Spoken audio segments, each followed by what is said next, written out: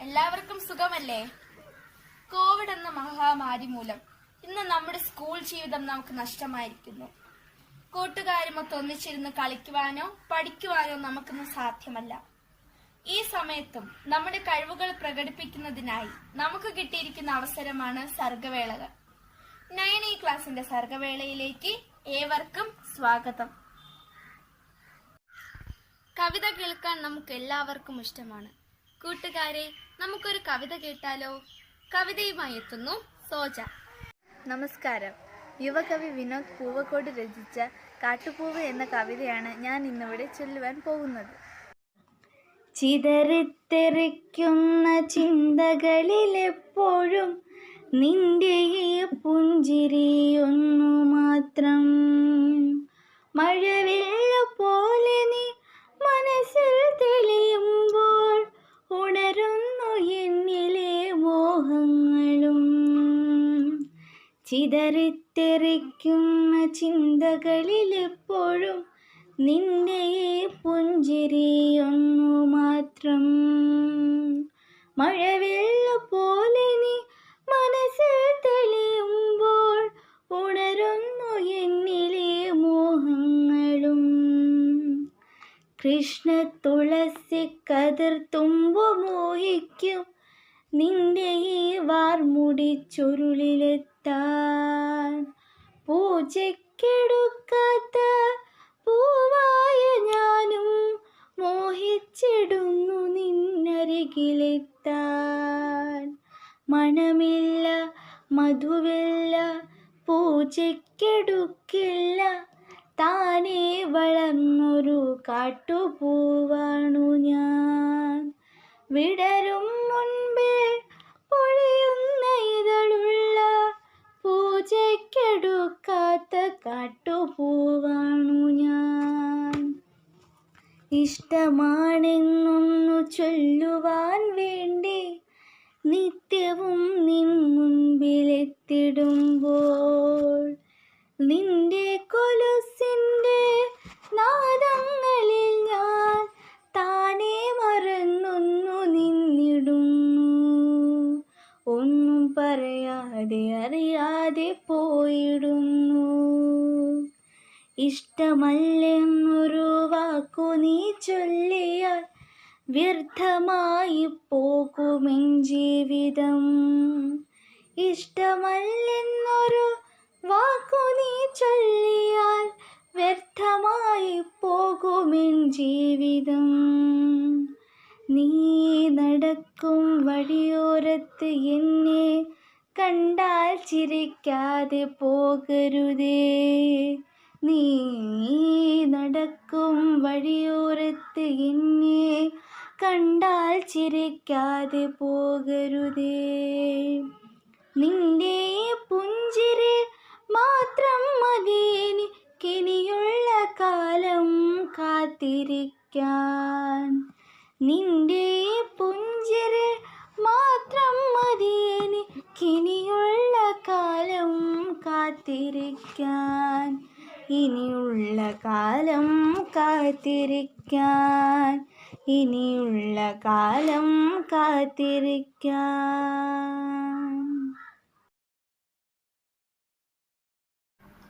നമ്മൾ ഓരോരുത്തരും വ്യത്യസ്തരാണ്. ഓരോരുത്തർക്കും അവരവരുടേതായ കഴിവുകളുമുണ്ട്. ആ കഴിവുകൾ കണ്ടെത്തുന്നവരാണ് യഥാർത്ഥ ജീവിത വിജയികൾ. അപ്പോ നിങ്ങളാവട്ടെ നാളത്തെ വിജയികൾ. അടുത്തതായി അശ്വിന്റെ ഒരു ക്രാഫ്റ്റ് കണ്ടാലോ? ഇത് നമുക്ക് ചെയ്യാനായിട്ട് വേണ്ടത് ഒരു മെഴുകുതിരി, 3 ചരട്, പിന്നെ ഒരു ക്രയോൺ, പിന്നെ ഇതേപോലത്തെ ഒരു ഗ്ലാസ്, പിന്നെ ഒരു കത്തി, ഒരു സ്പൂൺ. ഇതാണ് നമുക്ക് ചെയ്യാൻ വേണ്ടി ആവശ്യമായിട്ടുള്ള സാധനം. ചെയ്യണമെന്ന് വെച്ചാൽ ഒരു കഷ്ണം മെഴുകുതിരി എടുത്തിട്ട് ഇതേപോലെ നൈസായിട്ട് അരിഞ്ഞിടുക. ഇതേപോലെ അരിഞ്ഞിടുക. എന്നുവെച്ചാൽ ഇത് നമുക്ക് ഉരുക്കിയെടുക്കാനുള്ള സാധനമാണ്. അതുകൊണ്ട് ഇങ്ങനെ കുഞ്ഞു കഷ്ടമായിട്ട് അരിഞ്ഞിടുക. ഇതേപോലെ അരിഞ്ഞിട്ട്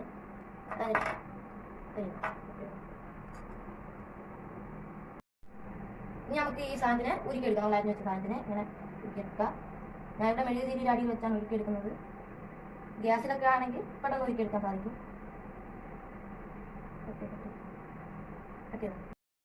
അരിഞ്ഞിട്ട് വെള്ളത്തിൽ നമ്മൾ ഇതേപോലത്തെ ക്രയോൺസ് അരിഞ്ഞാൽ കുറച്ച് ക്രയോൺസ് അരിഞ്ഞിട്ടുണ്ട്, ബാക്കി അരിഞ്ഞിടുക. ഇനി ഇതേപോലെ നൈസായിട്ട് അരിഞ്ഞിടുക. നൈസായിട്ട് അരിഞ്ഞിടുക. ഇനി നമ്മൾ ഇട്ടിട്ട് ഇങ്ങനെ എടുക്കുക. കറക്കി എടുത്തതിന് ശേഷം പെട്ടെന്ന് തന്നെ കത്തി എടുത്തിങ്ങനെ നൈസായിട്ട് ഇങ്ങനെ ഇട്ടെടുക്കുക. എടുത്തതിന് ശേഷം നമ്മളെ തിരി ഇങ്ങനെ വെച്ചിട്ട് ഫ്രണ്ട് ഒന്നിങ്ങനെ കവർ ചെയ്ത് കൊടുക്കുക.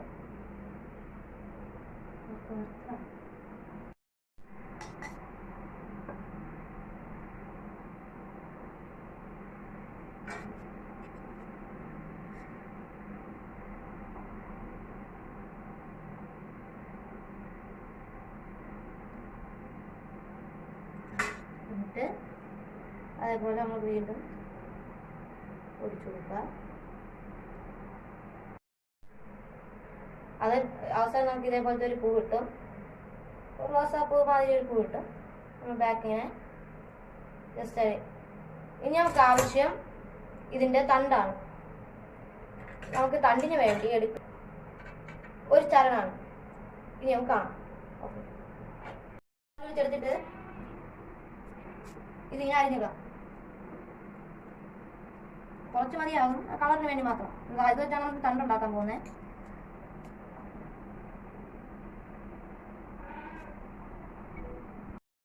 നമ്മൾ ഈ ഒരു ചരട് ഇതിലോട്ട് മുക്കുക. ഒരു കത്രിക വരുമ്പോൾ ഉപയോഗിച്ച് മുക്കുന്നതായിരിക്കും നല്ലതല്ലേ, കൈ കൊള്ളാനുള്ള ചാൻസ് ഉണ്ട്. മുക്കിയിട്ട് നമ്മൾ ഇതേപോലത്തെ ഒരു പ്രതലത്തിൽ ഇങ്ങനെ കുറച്ച് നേരം ഒരു 5 മിനിറ്റ് ഉണക്കാൻ വയ്ക്കുക. 5 മിനിറ്റ് സെറ്റ് ആയി കഴിയുമ്പോൾ ഇത് തണ്ട് ഇതേപോലെ വരും, സ്റ്റഡി ആയിട്ടിരിക്കും. നമ്മളിങ്ങനെ തണ്ടിൻ്റെ ഒരു ഭാഗം ചെറുതായിട്ടൊന്ന് ചൂടാക്കി ഇതിൻ്റെ നമ്മളെ പൂവിൻ്റെ അടിയിലായിട്ട് കുറച്ച് നേരം വെച്ചോണ്ടിരിക്കുക. അപ്പോൾ ഉരുവും.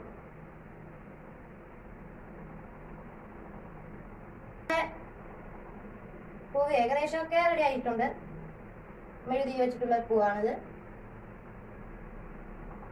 ഇനി ഇതിന്റെ മുകളിൽ നമുക്ക് കത്തിച്ചു നോക്കാം.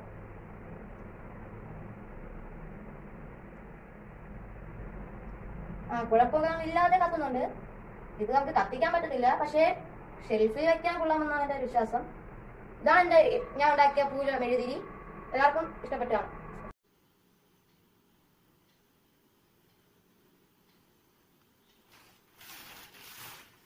നമുക്ക് ചുറ്റുമുള്ള കാര്യങ്ങൾ അറിയാൻ പത്രവായന അനിവാര്യ ഘടകമാണ്. നമ്മുടെ കൂട്ടുകാരി ശ്രുതി കൃഷ്ണയുടെ പത്രവായന കേട്ടാലോ? നമസ്കാരം. പ്രധാന വാർത്തകളിലേക്ക് സ്വാഗതം. വാർത്തകൾ വായിക്കുന്നത് ശ്രുതി കൃഷ്ണ എസ്. വാർത്തകൾ ഒറ്റനോട്ടത്തിൽ.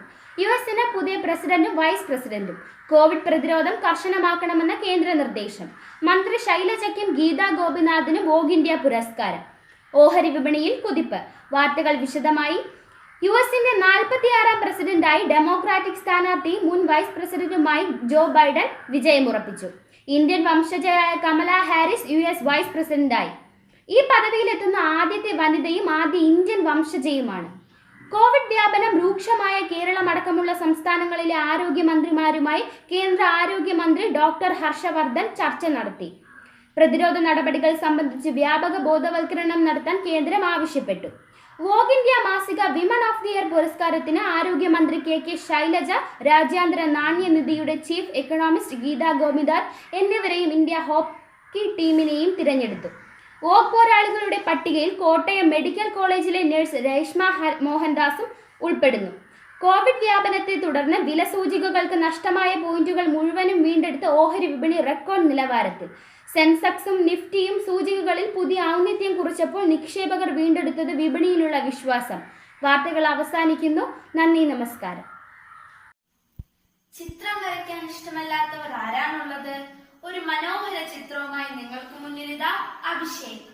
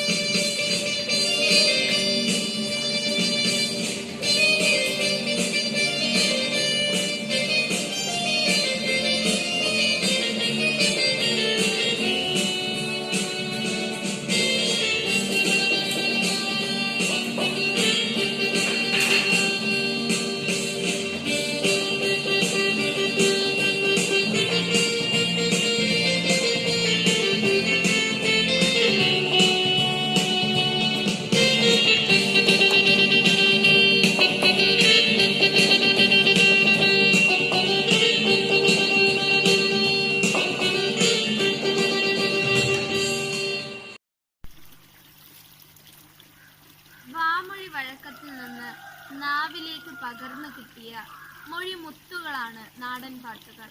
നാടൻ പാട്ടുമായി എത്തുന്നു അഞ്ജലി ആൻഡ് ശ്രീറാം. ഹരി ഹരി ഓം തിരി തിരി ഓം വാഴ്ക എന്റെ ഗണപതിയെ.